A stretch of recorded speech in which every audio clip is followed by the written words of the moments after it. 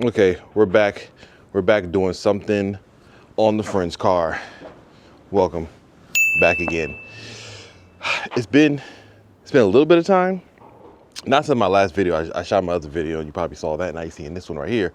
But we're gonna throw something real quick on this car that has been sitting in a box for way too long, okay? Every time we thought about doing it, something else we were doing took up more time and then we couldn't do it. And now today we're just gonna throw it on, and that is from Racer X. Again, shout out to them. You see him.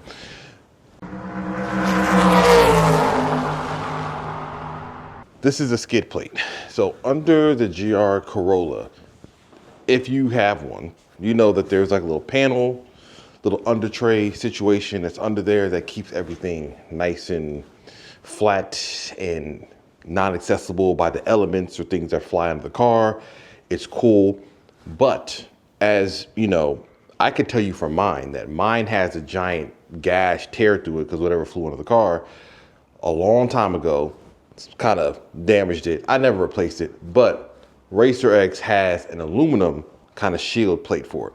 Now my friend, he has it, and this will be a good gauge for me to figure out if I'm gonna be doing the same. Born, bred, built in the USA at Racer X Fabric. All right, so here it is inside of here. I'm just gonna pull it out of the box, as long as the box lets me. Let me open that there, open it up here. Put this down, put that down. Okay, and this is the entire thing. Let me get out this plastic. Let me get out the plastic. Hold on. Okay, here it is. This is the plate in all of its glory. Full aluminum, so it replaces the kind of cloth material that is sitting under the GR Corolla that's on it normally. It replaces it with this metal one here. However, you also still get all of the things that you need on the car. You get an outlet right here for the oil drain plug, and also tells you the torque specs for the drain plug. You also get a little access panel for the oil filter up there, branded with Racer X. You also get this little vent up here that goes for airflow into the front diff area. The other cool piece that I didn't know, that this right here is how it attaches, and if you can kind of look under here, it's like a push pin, like a push button, not a push pin, push button on this end and on this end there, and then up there as well. So it kind of snaps into place. And obviously here has more push, probably the plastic push pins that come on the car. Up there in the front is going to be where the bolts that go into the front of the original one are. And this is the whole thing. So the point of this is kind of like better protection. As you can see, you got some hardware that comes with it as well, that you can that you're gonna put on the car that we're gonna use to connect these pins, these points right here. That's what this hardware is right there. You can see how the vent looks. It's all aluminum. It's not that heavy. Obviously, it's heavier than the standard, you know, fabric felt pressed one, but it's not overbearing. So you're not just adding just unnecessary weight to the car, but it has a better protection. You kind of can see the thickness of this right here. As you can see right there, it's kind of like what, 1/8 inch or something like that, thick of stainless. So this is what we're about to put on. We'll throw on the front of the car, and this should be quick. It really shouldn't be that long. This is like 30-minute job tops, but at least you get to see what this looks like before you get it on the car, and then you can see what it looks like on the car. And if you're thinking about getting one, then you already know how it works. We'll be back. I mean, this is all self-explanatory, but I figured I'd show you so that you understand a little bit of this in case it's your first time looking under this car and seeing what is here.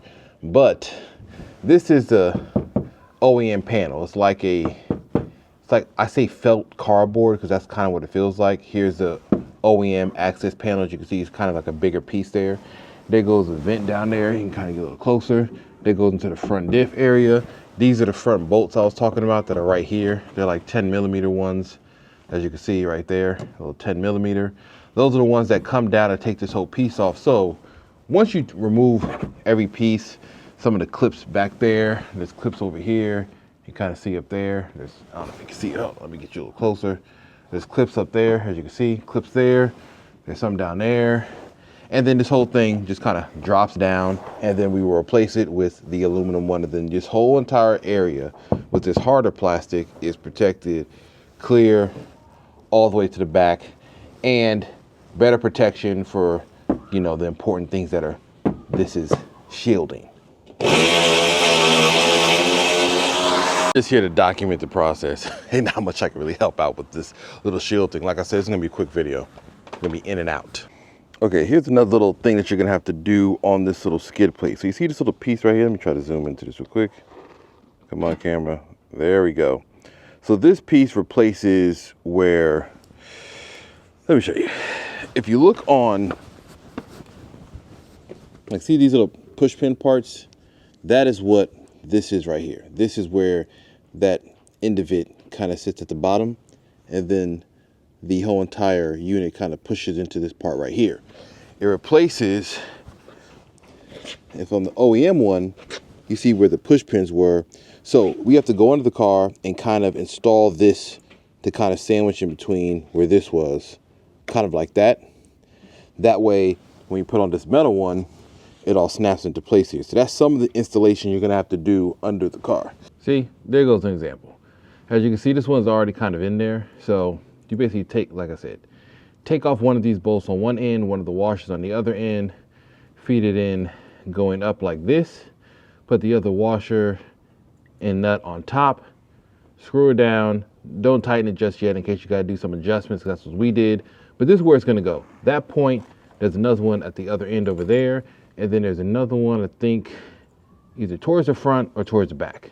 No, it's towards the back. There goes one in the rear, as you can see. It's fairly far back there, but it's not. This is fairly simple to get all this stuff in. Once you screw it in tightly, just tighten it down, and that's all. All right, one other thing. So you see this little corner up there? Let me try to focus in on that right there. See a little bolt at the end? So if you notice, remember I talked about this little push pin points that we put in right there. Let me focus in on that real quick. Remember the push in points you put right there? That, you put that one there. There's one at the end. There's one in the center right there. But on the corners right here, in the kit, you will have these little bolts right there. This right here. Focus.